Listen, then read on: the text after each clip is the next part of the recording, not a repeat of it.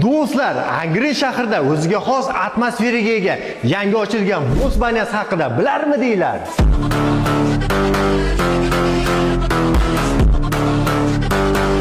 Bilmasanglar, xoslar bilan birgalikda bilib olamiz.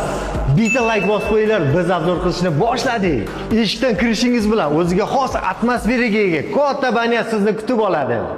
Oramizda bassenda cho'milishni yaxshi ko'radiganlar bormi? Sizlar uchun 8 ga 4 katta basseyn. Basseyn suvlari har doim iliq turadi, sababi isitish tizimi bilan jihozlangan, har 2 kunda suv almashtiriladi.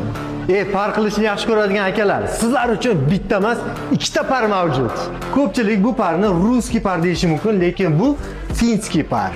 Bu parning pechkasiga alohida ahamiyat bering. Bu pechka o'ziga xos. Xohlasanglar gazda isiydi, xohlasanglar o'tinda. Tanlov sizlardan.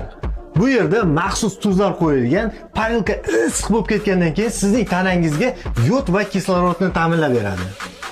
Endi navbat turetskiy parilkaga. Menimcha hamma biladi, par orqali tanangizga issiqni yetkazib beradi. Pardan chiqqaningizdan so'ng bachokda sizni muzday suv kutib oladi. Bir emas, 2 ta zamonaviy dush ham mavjud. Boss Banyasiga 10 kishidan 8 kishigacha bo'lgan insonlar qabul qilinadi. Joylar soni ham shunga qarab qilingan. Oldindan joylarni band qilmoqchi bo'lsangiz, pastdagi raqamlarga bemalol murojaat qilishingiz mumkin.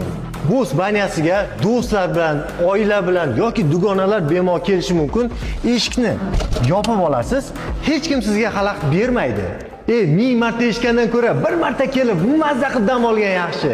Manzilga keladigan bo'lsak, 5 daqiqasi joylashgan metan zapravka, bu tomonda hamma bilgan Leaderland bilyard klubi. Banyamiz Leaderlandning orqa tomonida joylashgan. Bu videoni banya qilishni yaxshi ko'radigan do'stlarga tez yuborib qo'yinglar.